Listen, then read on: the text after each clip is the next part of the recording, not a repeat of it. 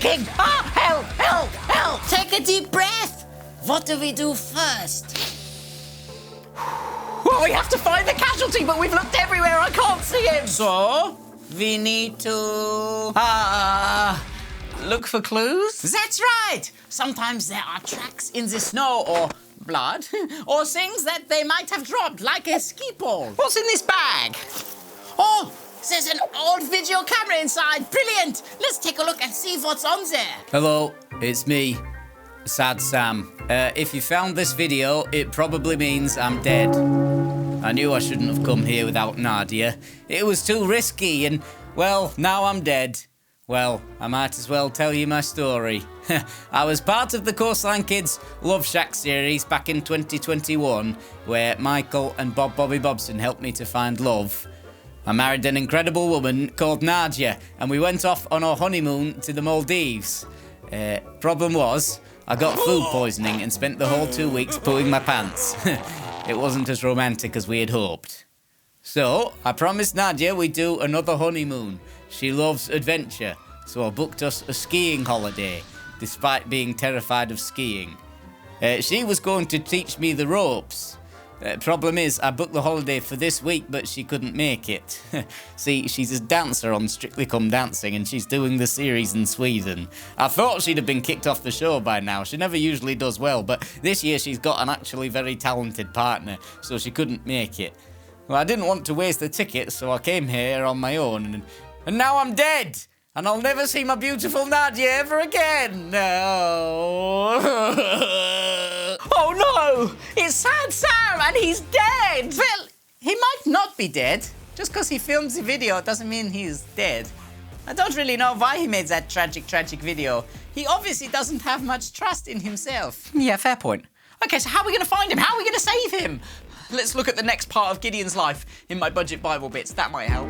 Budget Bible bits! That night, the Lord said, Get up!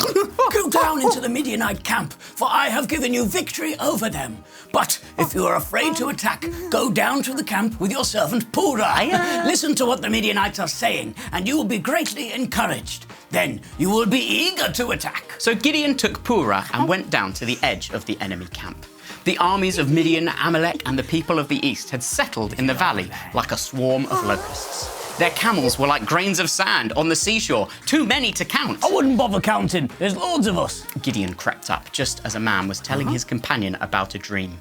The man said, I have this dream, and in my dream, a loaf of barley bread came tumbling down into the Midianite camp. It hit a tent, turned it over, and knocked it flat.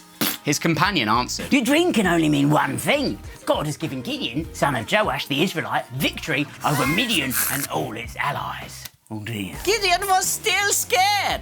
How much proof does he need that God is with him? I know, right? But God gave him some confidence through a sign. Like a street sign. No, like signs and wonders. He showed Gideon that he was with him through someone's dream and someone else's interpretation of that dream. God can still perform signs and wonders today. He can speak to us in dreams. He can help us interpret dreams too. Or if you're worried about sickness, he could heal you. What if you're worried about God providing for you? Well, he can perform miracles. I have some friends who used to live in a house and they'd always open up their home for anyone to come round for a meal. Sometimes they had loads of people come along and they never knew just how many people they were going to have for dinner. Were they worried about having enough food? Well, maybe at first they were, but there was always enough. What? Yup, a real miracle. There was always enough food to go round, even when there were 30 people or more. God always provided. If he could feed 5,000 people with bread and fish in the Bible, then he could definitely provide enough food for 30 strangers coming into their house. So, we need a miracle to find your friend Sad Sam. We've already had a mini miracle in finding his videotape. Maybe that's a clue that we're on the right track. We could always ask Jesus what direction to go in next. I think we should go this way. Yeah, okay. And when we're stuck, we should look up to God. Help me. Where is he? Look up! Oh, thank goodness you're all right. How did you get up there? What happened? Right, you're not going to believe this, but I was trying to build up my confidence for a day of skiing. And I know you need a good breakfast to keep you going. I thought protein would be a good option. So I went outside the hotel, and you wouldn't believe it, an egg fell out of the sky and straight into my hands. Well, it turns out that the egg belonged to a very strong pigeon who must have dropped it. She then swoops down from the sky and goes to grab her egg.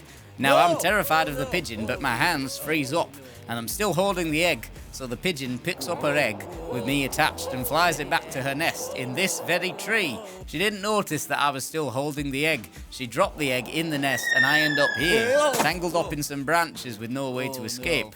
Until you lovely lads come and save me, so thanks for that. No problem. It wasn't really us that saved you. We were shown the way to go by God. He gave us pictures and visions and told us which way to go. Well, I'm glad he did.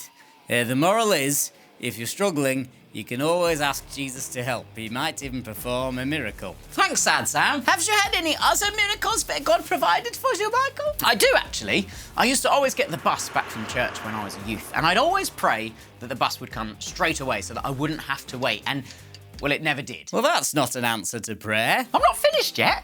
One day, there was this guy on the other side of the road, and he was holding a sign. He started walking towards me, and when he got a bit closer, I could see that his sign had the name of a terrorist organisation on it. I started to panic and pray that the bus would come straight away so that I could get away from this man. And immediately, the bus turned the corner, and I was able to get on the bus right then and there. That's amazing! I know, right? God answered my prayer and performed a bus miracle when I really needed it.